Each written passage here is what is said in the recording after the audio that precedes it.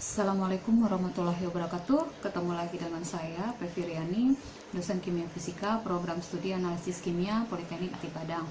Untuk mahasiswa kelas B 2019, kita akan melanjutkan materi perkuliahan jarak jauh kita. Selanjutnya, itu ini minggu kedua kita melaksanakan PJJ.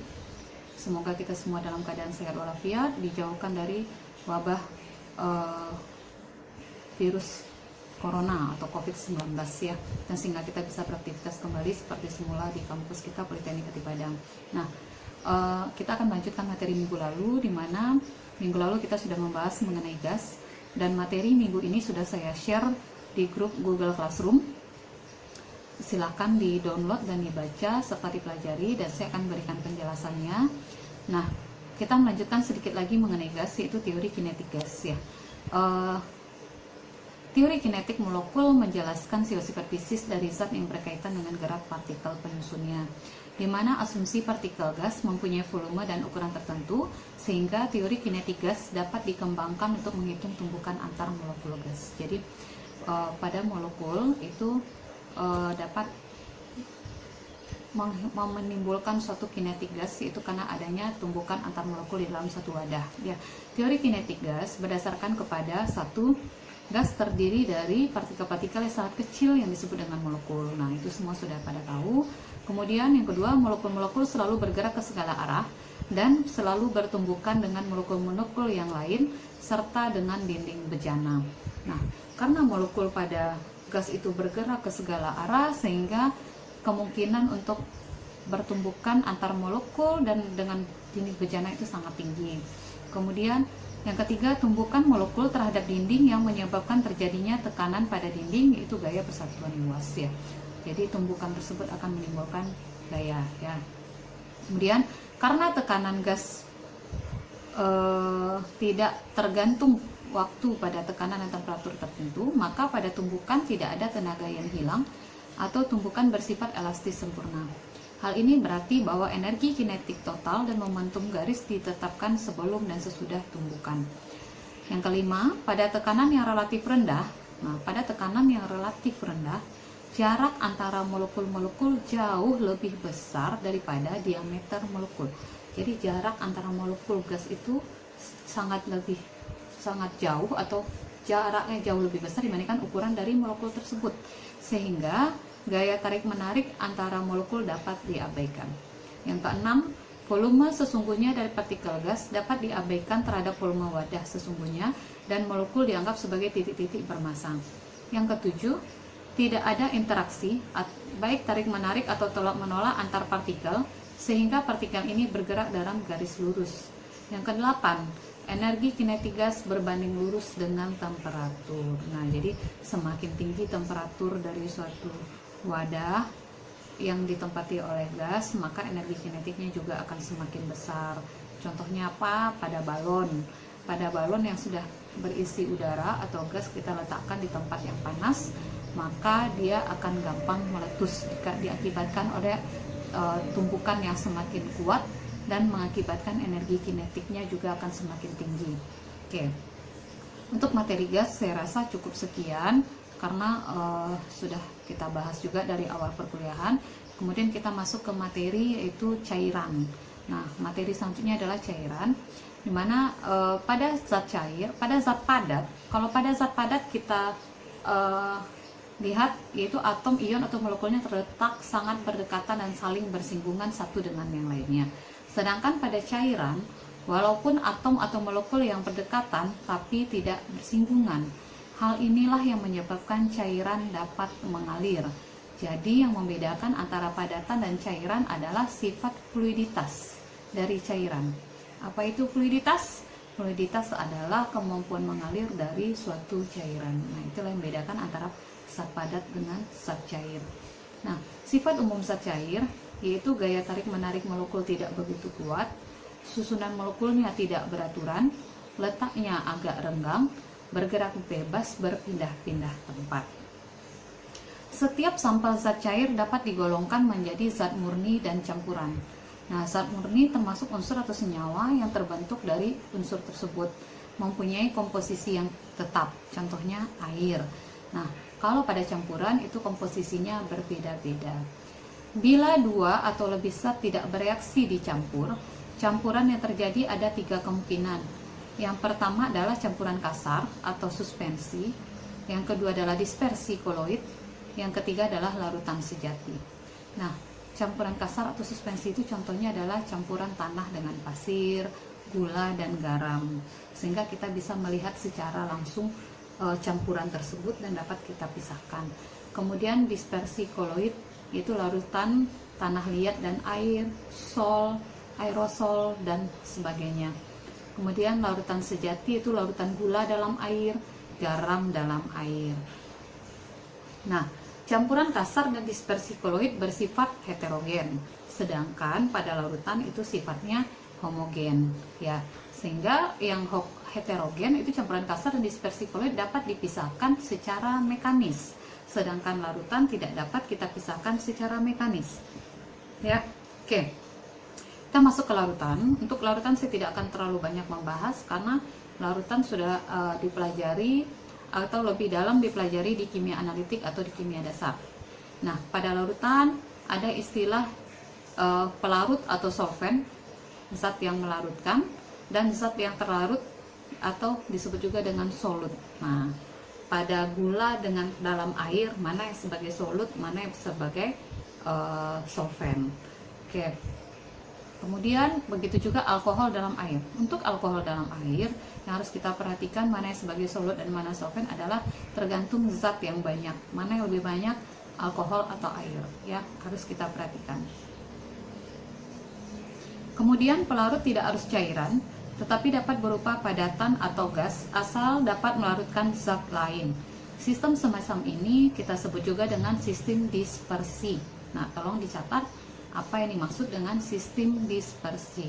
Untuk sistem dispersi, zat yang berfungsi seperti pelarut disebut dengan medium pendispersi. Pelarut disebut dengan medium pendispersi. Yang berperan sebagai zat terlarut disebut dengan zat terdispersi atau dispersoid. Larutan ada juga istilahnya jenuh, tidak jenuh, dan lewat jenuh. Nah, jadi untuk larutan saya hanya membahas sekilas saja, tidak terlalu dalam. Kemudian kita masuk ke suspensi atau campuran kasar. Nah, contohnya apa? Pasir yang halus tersuspensi di dalam air, atau endapan yang terbentuk pada campuran reaksi. Ukuran dari partikel yang tersuspensi cukup besar untuk dapat dilihat oleh mata telanjang maupun dengan mikroskop. Jadi contohnya adalah pasir di dalam air, itu adalah contoh dari campuran kasar. Nah, tuh. Dan oke, kemudian kita masuk ke koloid, ya. Jadi untuk mahasiswa silakan dicari contoh-contoh dari suspensi atau campuran kasar yang lainnya, ya. Jadi tugas yang pertama minggu ini adalah carilah contoh-contoh dari campuran kasar atau suspensi. Oke, kita masuk ke koloid. Koloid atau dispersi koloid merupakan campuran yang berada antara larutan sejati dan suspensi. Jadi koloid ini berada di tengah-tengah antara larutan sejati dan suspensi. Mohon diingat, yang perlu kita perhatikan dari ketiga ini adalah ukuran partikel. Jadi artinya ukuran partikel dari koloid ini berada di antara campuran kasar dan larutan sejati.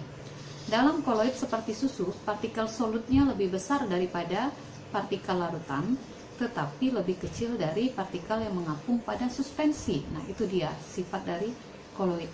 Kemudian sistem dispersi atau koloid merupakan bagian dari campuran yang memiliki sifat khas karena memiliki ukuran partikel dengan diameter 1 sampai 100 nanometer. Itu adalah ukuran partikel dari koloid.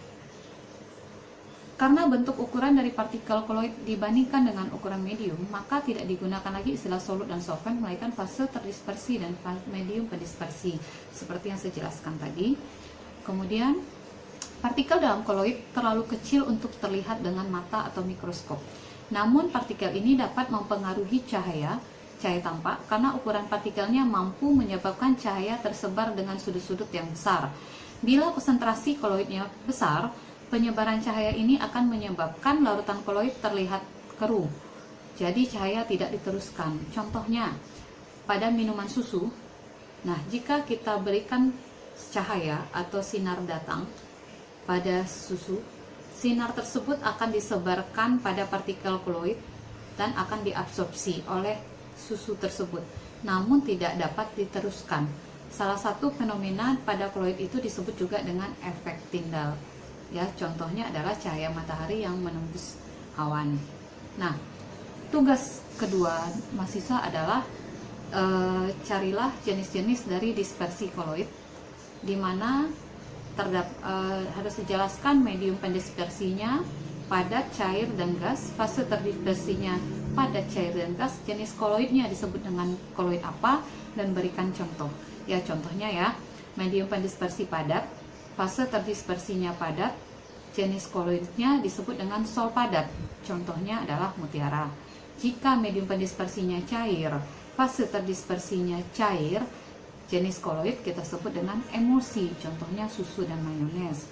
Medium pendispersi gas, fase terdispersi padat, jenis koloid kita sebut dengan aerosol padat, contohnya adalah debu dan asap. Nah, jadi silakan dicari, itu jadi tugas yang kedua, yaitu tuliskan jenis-jenis dispersi koloid secara lengkap ya. Itu dia. Nah, untuk sebelum kita masuk ke pemisahan koloid, saya akan memberikan tugas yang ketiga, yaitu tulislah perbedaan antara larutan sejati, suspensi atau campuran kasar, dan dispersi koloid. Tulislah perbedaan dari campuran tersebut ya, mulai dari ukuran partikel, apakah dapat dipisahkan atau tidak, apakah dia heterogen atau homogen, dan lain sebagainya. Itu adalah tugas ketiga. Nah, kita kemudian masuk ke pemisahan koloid. Pemisahan koloid yang pertama itu adalah dialisis. Dialisis itu sudah sering kita dengar istilahnya, itu di bidang kedokteran, yaitu pada saat cuci darah. Nah, prinsip dari dialisisnya adalah pemurnian medium pendispersi dari elektrolit dengan cara penyaringan koloid dengan menggunakan kertas perkamen atau membran yang ditempatkan dalam air yang mengalir. Mula-mula koloid dimasukkan dalam kantong yang berselaput semi permeabel, kemudian dimasukkan ke dalam air sehingga ion pengganggu menembus kantong, sedangkan partikel koloid tetap berada di kantong. Jadi di sini prinsipnya adalah proses pemisahan, di mana menggunakan membran yang mempunyai pori-pori, di mana partikel yang kita harapkan akan tetap tinggal atau lewat, tergantung apa yang akan kita teliti. Nah, dialisis merupakan proses pemurnian suatu sistem koloid dari partikel bermuatan yang menempel pada permukaan. Pada proses digunakan selaput semi permeabel. Proses pemisahan ini didasarkan pada perbedaan laju transport partikel. Prinsip dialisis digunakan dalam alat cuci darah bagi penderita ginjal yang disebut dengan dialisator. Nah, tugas keempat adalah ini tugasnya terpisah, yaitu carilah jurnal yang berkaitan dengan dialisis ya, atau proses pemisahan dengan menggunakan dialisis atau membran dialisis, yang boleh berkaitan dengan kedokteran, juga boleh penelitian bidang kimia lainnya. Nah, pemisahan koloid yang kedua itu elektroforesis, yaitu proses pemisahan koloid yang bermuatan dengan bantuan arus listrik. Partikel-partikel yang positif akan menuju katoda dan yang negatif akan menuju anoda.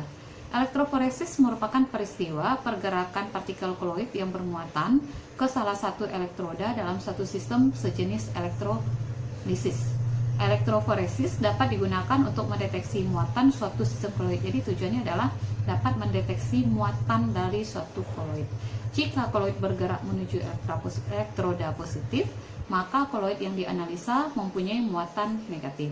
Begitu juga sebaliknya, jika koloid bergerak menuju elektroda negatif, maka koloid yang dianalisa mempunyai muatan positif.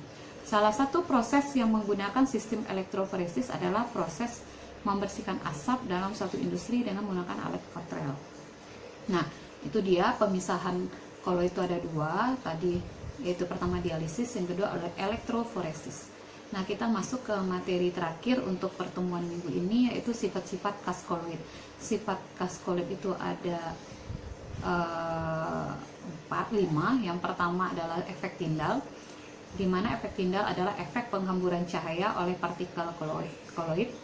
Yang kedua, gerak Brown adalah gerak acak, gerak tidak beraturan dari partikel koloid, ya. Yang ketiga, absorpsi, yaitu beberapa partikel koloid mempunyai sifat absorpsi atau penyerapan terhadap partikel atau ion atau senyawa yang lainnya. Nah, itu absorpsi. Nah, yang keempat adalah koagulasi, yaitu adalah proses penggumpalan partikel koloid dan membentuk endapan. Dengan terjadinya koagulasi berarti zat terdispersi tidak lagi membentuk koloid.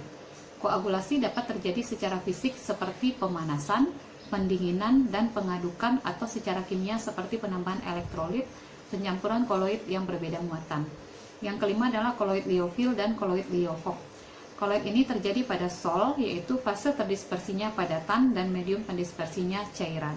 Nah, kalau koloid liofil, sistem koloid yang afinitas fase terdispersinya besar terhadap medium pendispersinya. Contohnya sol kanji, agar-agar, lem, cat.